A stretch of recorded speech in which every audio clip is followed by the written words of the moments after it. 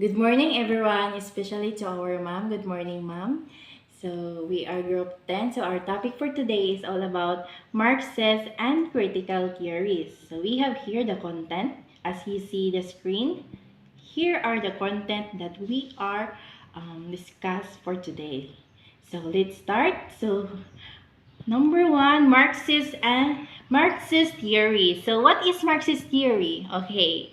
So Marxist theory has in common with conflict theory, no? So an interest in explaining both law and criminal justice, but reject the multi-group conflict image of society and endorses a power elite model of society in which social, economic, and political power has been concentrated into the hands of small ruling class in late stage capitalism.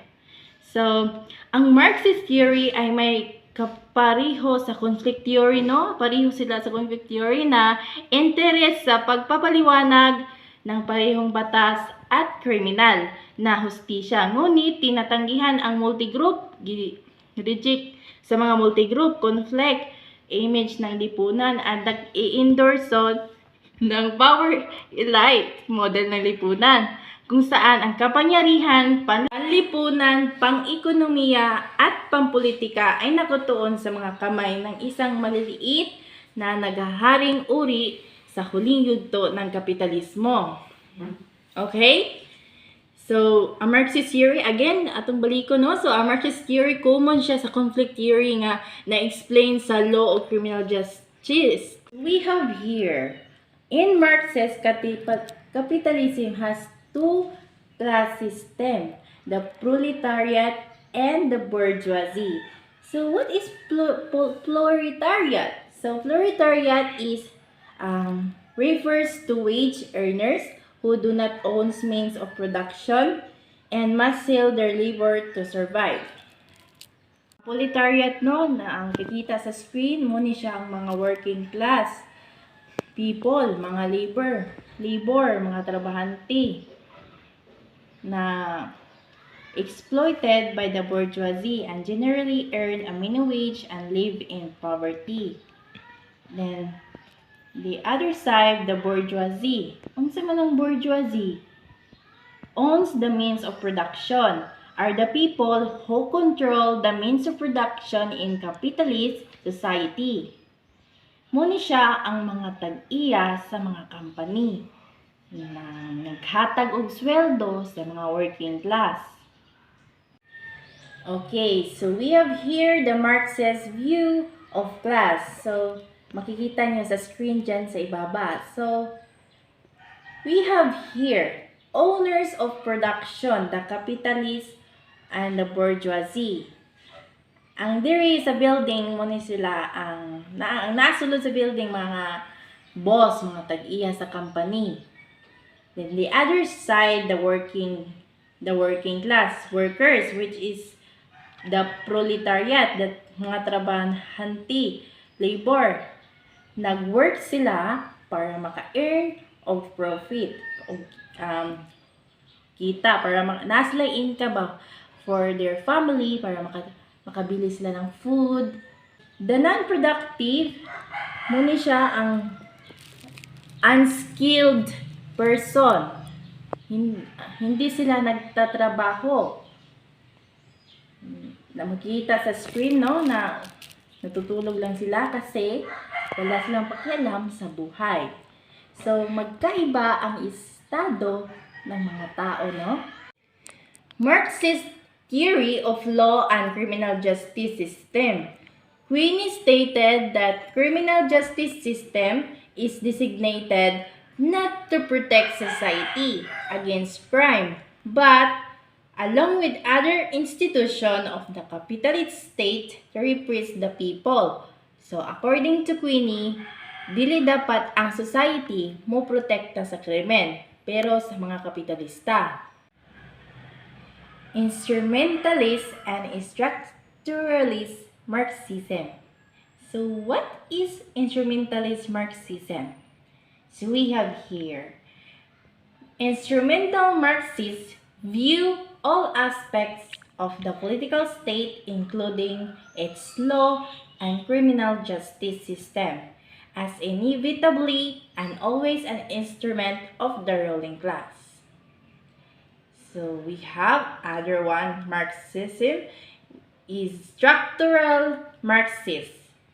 Structural Marxists modify this somewhat by arguing that in the short term, the political state is relatively independent of the ruling class and may reflect the interests of the proletariat.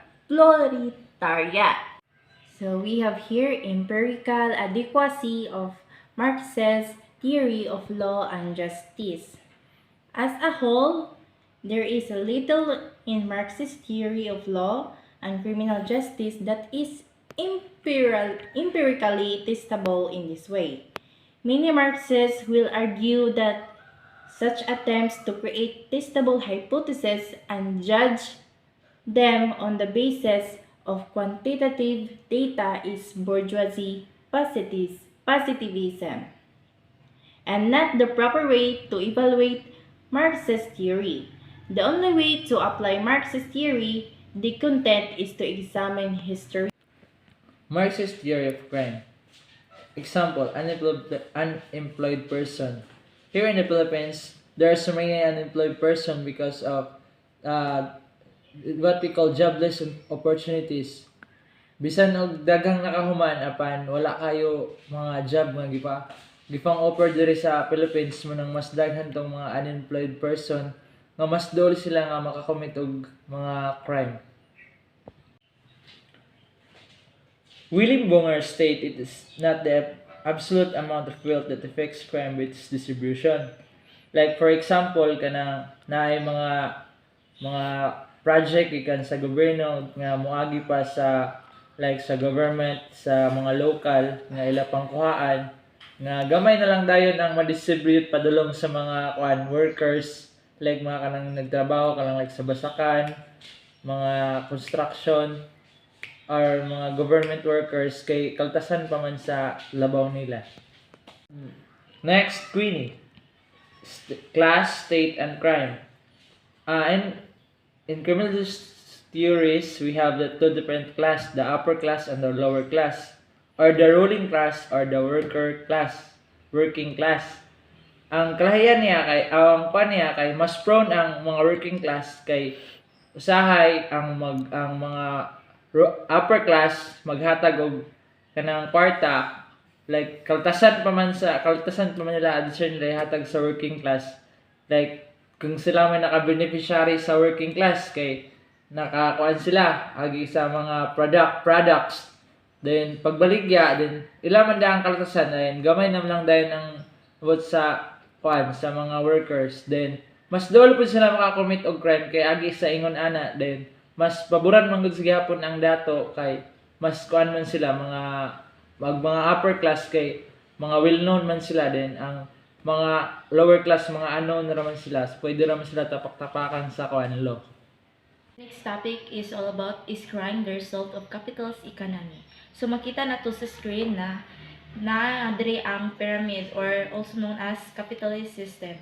Diri sa pinaka-boss mo ni ang gitawag na lower class or also known as worker. Then next is the middle class and last is the upper class. Mo ni ang mga kaya na kayo.